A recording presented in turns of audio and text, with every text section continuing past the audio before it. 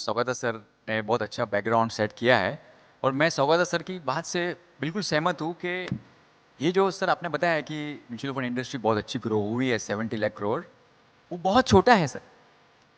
Saugata sir ने बताया सिर्फ 5 करोड़ इन्वेस्टर है अभी, तो हमें बहुत आगे तक अभी पहुंचना है, बहुत सारे लोगों को जाके हमें रीच करना है। सिर्फ एक और नंबर अपन देखें जो है कि टू व्हीलर पेनिट्रेशन अपने देश में कितना है, तो अप्रॉक्सीमेटली 14 करोड़ हाउस होल्ड्स में टू व्हीलर्स है, तो हर एक जन मैंडेटरी उसका इंश्योरेंस रिन्यू करते हैं एवरी ईयर। दैट मीन्स के वो फाइनेंशियली कवर्ड है।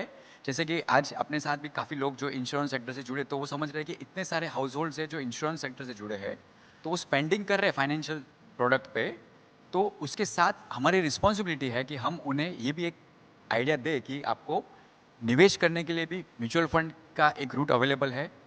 उस म्यूचुअल फंड में आपको बाजार के उतार चढ़ाव के रिलेटेड भी अपॉर्चुनिटीज़ मिलेगी, आपको कुछ थोड़ी कंजर्वेटिव अपॉर्चुनिटीज़ भी मिलेगी जिसमें थोड़ा आपको बैलेंस्ड वे में आपका ग्रोथ मिलेगा।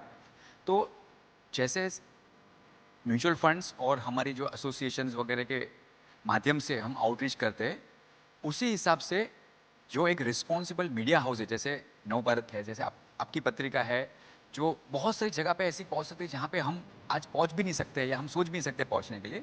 तो इसके माध्यम से इस जैसे इवेंट के माध्यम से, जिसमें आज जो दो चीज़ के बारे में चर्चा होगी वो आपके पत्रिका के बारे के माध्यम से सब जगह पे पहुंचेगी। तो मेरे हिसाब से ये एक अपनी बहुत बड़ी रिस्पॉन्सिबिलिटी है। जैसे आपने कहा सर कि बजट ने बहुत अच्छा एक अपॉर्चुनिटी दिया है रिटेल इन्वेस्टर्स को एक्स्ट्रा अमाउंट सेव करने के लिए। तो उस अमाउंट को हमारी रिस्पॉन्सिबिलिटी है कि कैसे उसको प्रॉपर वे में चैनलाइज करें, जिससे कि वो स्ट्रक्चर्ड वे में इकोनॉमिक एक्टिविटी में जाके निवेश हो सके, कंपनियों को पैसा मिल सके, जिससे कि ग्रोथ मिले। अपन ये सोचे कि लॉन्ग टर्म इन्वेस्ट करो, सही बात है, फिर भी एक ह्यूमन नेचर है। अगर अपन निवेश कर रहे हैं, हमारा गोल लॉन्ग टर्म है, फिर भी शॉर्ट टर्म देखना बहुत ज़रूरी है। तो मेरे हिसाब से लॉन्ग टर्म में जैसे कि हमने देखा कि इंडिया का जीडीपी ग्रो हो रहा है, एक ट्रेंड में है, तो वो कंटिन्यू रहेगा। शॉर्ट टर्म में ये वोलेटिलिटी को एब्जॉर्ब करने के लिए म्यूचुअल फंड के माध्यम से या किसी और के माध्यम से अलग एसेट क्लास सोच सकते हैं। जो एक एडिशनल पॉइंट में बोलना चाहूँगी, जैसे गोल्ड हो गया, सिल्वर हो गया, तो आज जैसे गोल्ड ईटीएफ है, सिल्वर ईटीएफ है, उसके माध्यम से आप थोड़ा एलोकेशन करिए। आपको पैसा निवेश करना है, आपका सेविंग हो रहा है, बिल्कुल करिए। आपकी एक ऑन गोइंग एसआईपी चल रही है जिसमें आपको निवेश चालू है, वो चालू रखिए। उसके साथ में एक बफर टाइप का जो होता है वो एक आप सोच सकते हैं।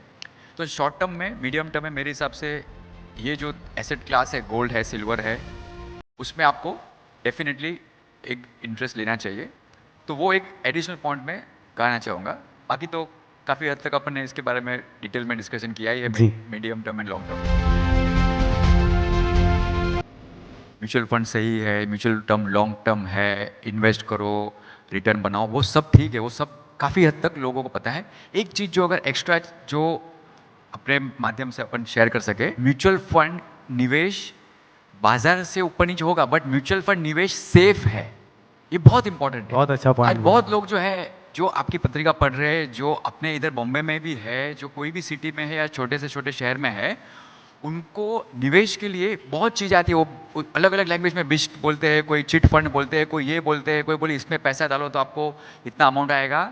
वो सब सेफ कभी कभी नहीं हो सकते। म्यूचुअल फंड सेफ है, सिक्योर है, एक बहुत ही प्रूडेंट और स्ट्रॉन्ग और स्टेबल रेगुलेटर के अंडर में हम सब काम कर रहे हैं। तो आपका पैसा बाजार के उतार चढ़ाव के हिसाब से रहेगा ऊपर नीचे, लेकिन सेफ रहेगा।